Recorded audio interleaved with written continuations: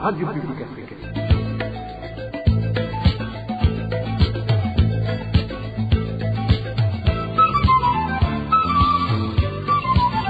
Radio Publique Africaine.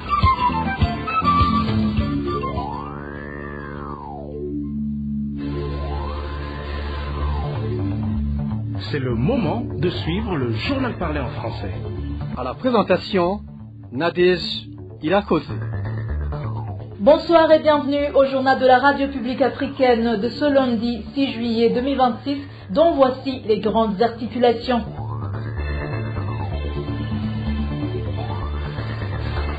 Ce lundi matin, il y a eu des arrestations au centre-ville de Bujumbura visant des hommes et des jeunes hommes, une situation qui a créé une peur panique au sein de la population car le mobile de ces arrestations n'a pas été expliqué par les forces de l'ordre.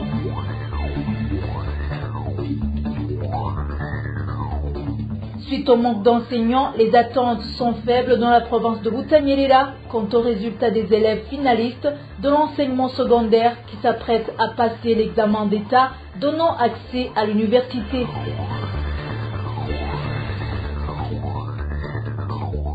Et concernant le sport, nous vous parlerons de l'équipe qui a remporté la Coupe des Playoffs en handball et les athlètes qui vont représenter le Burundi au World Beach Pro Tour prévu ce mois de juillet à Bujumbura. Voilà pour le sommaire, tout de suite les détails de ce journal.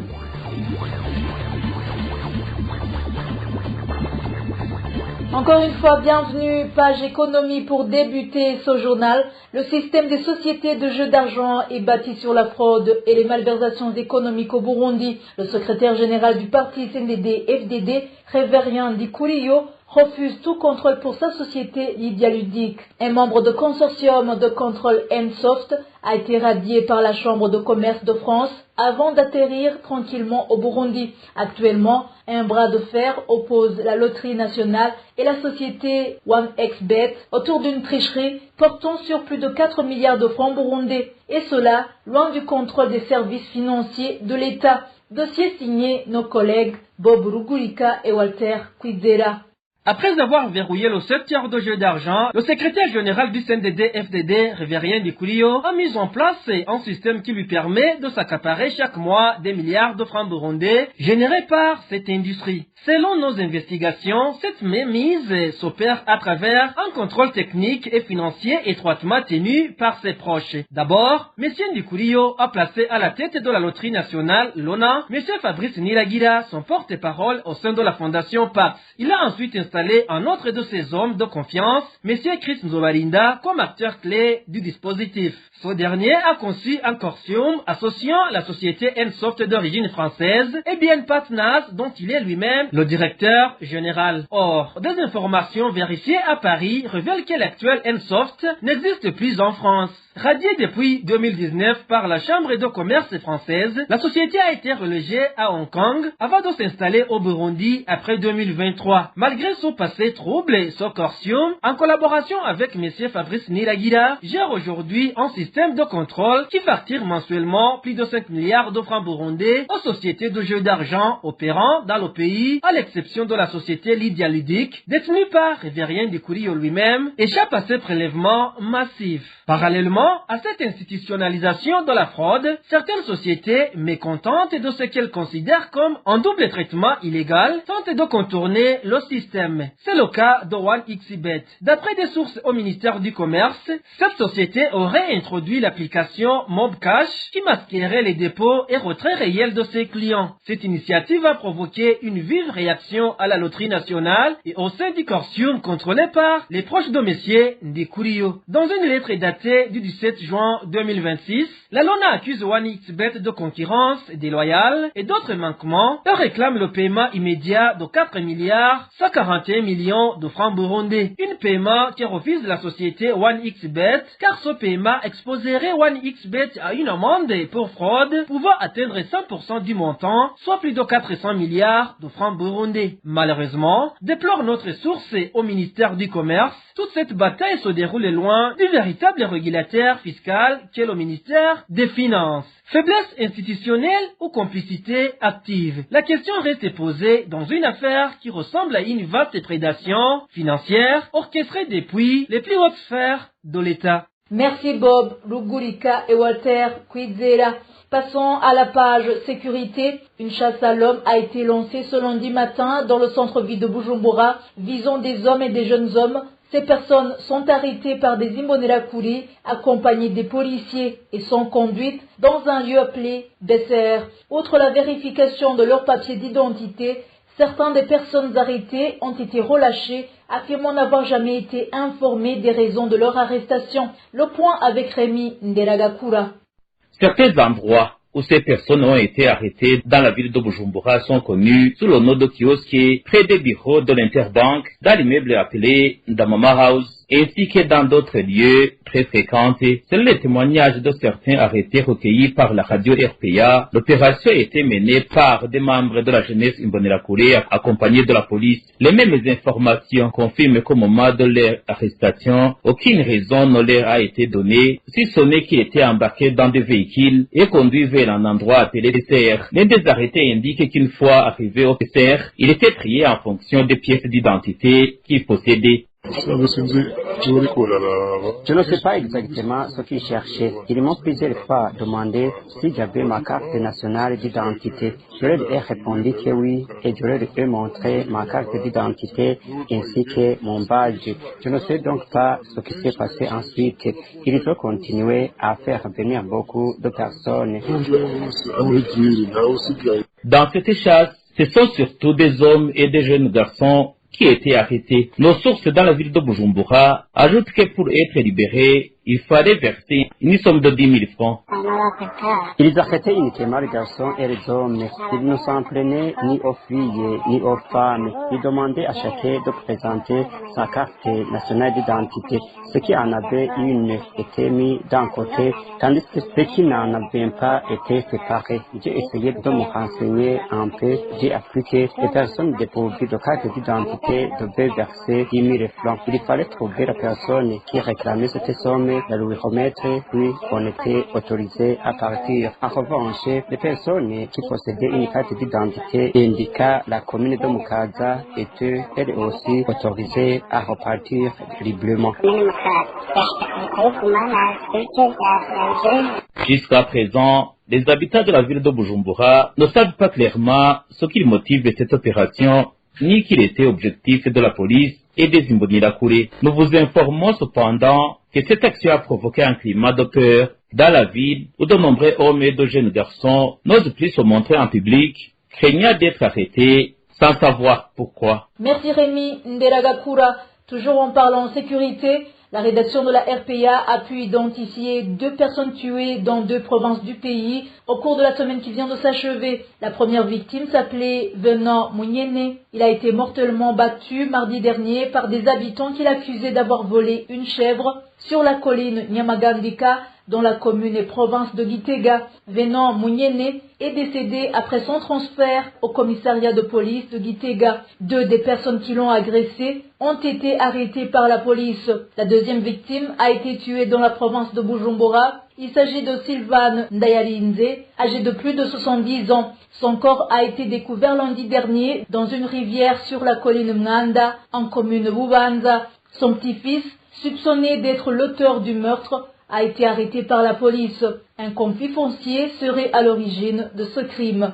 Dans un instant, c'est la page éducation. RPA. Les parents d'élèves de l'école internationale de Gitega se disent profondément attristés par la décision du ministère de l'Éducation de fermer cet établissement scolaire, et ce, à partir de la prochaine rentrée scolaire 2026-2027. Une décision jugée injuste par les responsables de la dite école qui estiment que cette fermeture a été décidée sur base d'informations erronées. Le point avec Innocent Valentin Singilangabo. Tout prend racine avec la lettre d'agrément de la section mathématiques et statistiques que la représentation de l'EIG a adressée au ministre de l'Éducation, François Yalimana. Mais au lieu de donner suite à cette correspondance, le ministre a envoyé des inspecteurs pour enquêter sur le fonctionnement du dit établissement. Et selon certains membres du conseil de direction de l'EIG, cette équipe a bâclé le travail et a vite concocté un rapport au ministre sans avoir pris le temps de discuter avec les concernés afin de s'imprégner de la situation et ainsi pouvoir rapporter la réalité sur terrain. Plus de 4 mois après, la direction n'a jamais été informée de la suite réservée à leurs requêtes pour pouvoir se préparer en conséquence. L'école a été désagréablement surprise le 16 avril 2026 en apprenant la réponse réservée à leur demande. En effet, la missive signée par le ministre Azialiman avait pour objet, je cite, « Votre demande d'agrément de la section mathématiques et statistiques », fin de citation.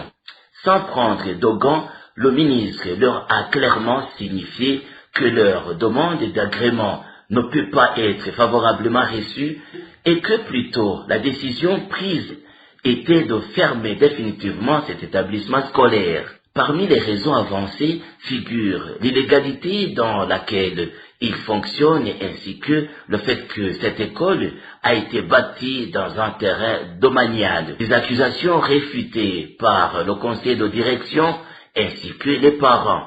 Nous y reviendrons dans nos éditions ultérieures. Merci Nossa Valentin. Singila Ngabo, toujours en parlant éducation, dans la province de Outanyirira, les attentes sont faibles quant aux résultats des élèves finalistes de l'enseignement secondaire qui s'apprêtent à passer l'examen d'État donnant accès à l'université. Cette situation s'explique notamment par le manque d'enseignants dans certains établissements et dans d'autres, les programmes prévus n'ont pas pu être achevés avant le début des épreuves. Ces examens d'État de fin d'études secondaires débuteront ce mardi. Elvis Nyumungere. Dans cette province d'Outanyirira, plusieurs établissements scolaires ont été confrontés à une grave pénurie d'enseignants durant l'année scolaire 2025-2026, une situation qui risque d'avoir un impact négatif sur les résultats de l'examen d'État. Au lycée de Bouye, situé dans la commune de Ngozi, les élèves finalistes ont terminé l'année sans 7 enseignants chargés de matières principales dont c'était figuré parmi les épreuves de l'examen d'État. Les cours ont été assurés de manière partielle grâce à des enseignants vacataires dans la commune de Tangara à l'Ecofonia-Gatobu. L'année scolaire s'est également déroulée sans un nombre suffisant d'enseignants. Selon nos sources, le directeur de l'établissement, en collaboration avec l'administrateur communal, a fait appel à des bénévoles et à des enseignants vacataires. Malgré ces efforts, toutes les matières prévues au programme n'ont pas été dispensées. D'autres difficultés ont également affecté le secteur de l'éducation dans la province de Outanyirira, notamment le manque de manuels scolaires et de bancs. Des enseignants estiment que ces insuffisances pourraient entraîner de faibles performances à l'examen d'État.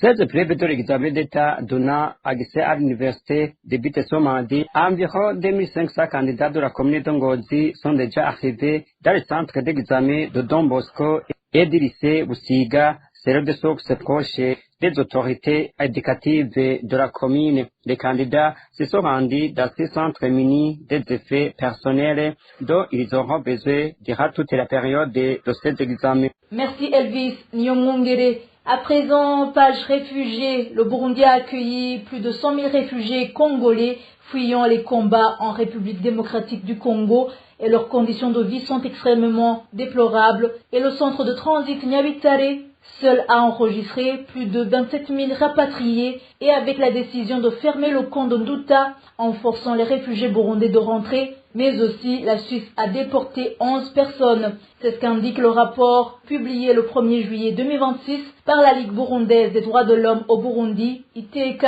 Plus de détails avec Dani Claire Iratkoumba. Dans ce rapport couvrant la période de juin 2025 à juin 2026, l'ITK affirme que le Burundi a accueilli un nombre impressionnant de plus de 100 000 réfugiés fuyant les combats en RDC et que parmi ces réfugiés, 66 137 se trouvaient actuellement dans le site érigé à Busuma, situé dans la commune de Luyigi en province de Burumuza. Les conditions de vie de ces personnes sont selon les mêmes déclarations des responsables du HCR sanitaire extrêmement déplorable et nécessite une attention urgente. Depuis la fin avril 2026, après diverses grèves organisées par des réfugiés qui réclamaient activement leur droit au retour volontaire, le gouvernement du Burundi, en collaboration avec l'OHCR, a finalement accepté d'agir, ce qui a conduit au départ de 4463 personnes. Ces réfugiés de Rousouma ont besoin de vivres, de l'eau potable et des services de santé adéquats, car de nombreux décès tragiques sont malheureusement signalés. Dans ce même rapport, la Ligue ITK parle du rapatriement des réfugiés burundais en provenance de Tanzanie, où la période de janvier 2026 à fin mars 2026,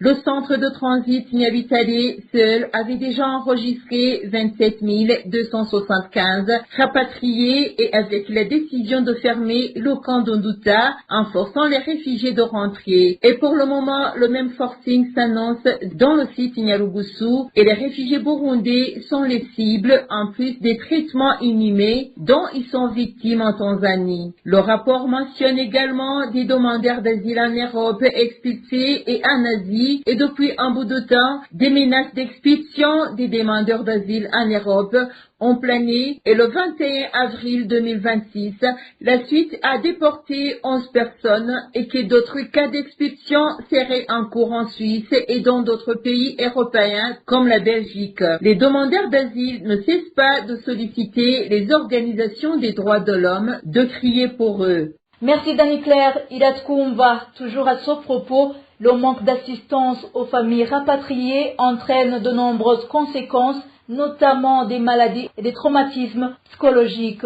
C'est ce qu'a déclaré le vice-président de l'Organisation de défense des droits humains, l'IGTK, suite à la situation de 102 familles rapatriées installées dans la commune Nyanza qui n'ont jusqu'à présent reçu aucune aide, au motif qu'elles ne figurent pas sur les listes officielles des rapatriés.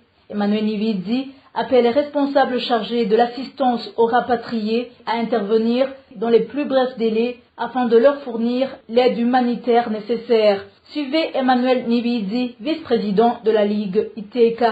Depuis plus de 10 jours, 102 familles de rapatriés burundais du camp de Nyarugusu sont arrivées à Kumuchanga, commune Nyanzara, province de Burunga, sans recevoir aucune aide. Les autorités locales refusent de les assister car elles ne figurent pas sur la liste officielle des rapatriés, alors que ces familles affirment avoir suivi la procédure. Cette situation provoque des conséquences humaines immédiates, risque de famine, de maladie, et un profond traumatisme pour des personnes déjà vulnérables. Sur le plan social, l'absence de kits de réinstallation risque d'entraîner pauvreté, déscolarisation, tension avec les communautés d'accueil et même un retour vers l'exil. Ce refus viole le droit au retour et le principe de non-refoulement et met en danger la crédibilité du processus national de rapatriement. De plus, cela peut entraîner la suspension des aides des bailleurs comme celle du Haut Commissariat des Nations Unies pour les réfugiés, qui finance déjà des programmes au Burundi. Nous lançons donc un appel urgent au gouverneur, à l'administrateur communal, au HCR et à la Croix-Rouge pour enregistrer immédiatement ces familles et leur apporter une aide d'urgence, car l'aide humanitaire ne doit pas dépendre d'un problème de liste. Parlons société. La crise de pénurie de carburant continue de frapper les habitants de la ville de Bujumbura. Cette situation inquiète beaucoup les habitants, surtout les conducteurs de véhicules de transport. Les citoyens dénoncent aussi le favoritisme et les nombreuses irrégularités qui s'observent dans la distribution de carburant quand il est disponible sur la station-service. Reportage de Balthazar Miburo. Des chauffeurs de transport en commun et d'autres habitants de Bujumbura disent que la pénurie de carburant est devenue très grave. Un chauffeur explique qu'il ne reçoit que 20 litres de carburant par semaine. Ils ajoutent que, même cette quantité, les agents de station-service ne la donnent pas toujours en totalité. Chaque semaine, nous ne recevons que 20 litres de carburant et même ces 20 litres, les employés de station-service nous envolent une partie. Ils trichent sur la quantité. Au lieu de nous donner les 20 litres prévus, ils ne nous donnent parfois que 15 litres. C'est un problème très grave. Un autre chauffeur affirme que plusieurs stations-service ne servent du carburant qu'aux personnes de Renault figurent sur une liste préparée par l'association chargée de la distribution du carburant. Il dit que les chauffeurs ne savent pas comment cette liste est établie. La plupart des stations-service sont devenues des stations VIP. Elles ne donnent du carburant qu'aux personnes dont le nom figure sur une liste envoyée par la CPDU. Ce n'est plus une question de bon de carburant, mais d'une liste. Personne ne sait comment cette liste est préparée, ni comment on peut y être inscrit. Seules quelques personnes privilégiées arrivent à obtenir du carburant grâce à ce système. C'est une situation très inquiétante. Les stations-service qui distribuent encore du carburant sans cette liste sont devenues très rares. Les habitants indiquent que les déplacements sont devenus très difficiles. Aux arrêts de bus, de longues files d'attente sont visibles chaque jour. Ils ajoutent que, sur le marché noir, un bidon de 20 litres de carburant coûte actuellement entre 300 000 francs et 400 000 francs burundais. Ces citoyens reprochent enfin au gouvernement de ne pas prendre des mesures efficaces pour mettre fin à la pénurie de carburant. Merci Balthazar Mivuro. Clôturons ce journal avec la page sport. Le club Inouari vient de remporter la coupe des playoffs en handball au terme d'une finale disputée en 5 manches. Au beach volleyball, les athlètes qui vont représenter le Burundi au World Beach Pro Tour, prévu ce mois-ci à Bujumbura, ont été dévoilés aussi bien chez les garçons que chez les filles. Les détails avec Désiré Hatungimana. Les matchs de présélection pour les joueurs burundais qui participeront au tournoi international de volleyball sur sable appelé World Beach Pro Tour s'est achevé hier sur les rives du lac Tanganyika. C'est une compétition qui se joue en binôme. Si l'un des deux joueurs a un problème, le match s'arrête et l'équipe est déclarée perdante car les remplaçants ne sont pas autorisés. Chez les hommes, le trophée a été remporté par Chris Ornel et Bertrand, vainqueurs de Dan et Jordi par 2-7 à 1. Chris Ornel et Bertrand ont gagné le premier set par 21 points à 18. Ils ont perdu le deuxième par 21 points à 19, mais se sont imposés dans le set décisif joué à 15 points sur un score de 15 points à 10. La troisième place est revenue à Ngambe et Diamel qui ont battu Carmel et Florian en 2-7 secs, 21-16 puis 21-12. Chez les femmes, le trophée a été remporté par Pamela et Manuela, victorieuses de Delhi et Nadia en 2-7, 21-17 puis 21-12. La troisième place a été remportée par Gabriela et Mélanie qui ont battu Ginette et Emeline par 2-7 à 0, 21 à 0 et 21 à 0, car l'une d'elles n'a pas terminé le premier set pour raison de santé. Le prochain tournoi World Beach Pro Tour se tiendra à Bujumbura sur le sable du lac Tanganyika du 19 au 23 août. Le Burundi y sera représenté par 4 équipes, ainsi bien masculines que féminines. Dans le handball, ce dimanche s'est achevée la compétition des playoffs.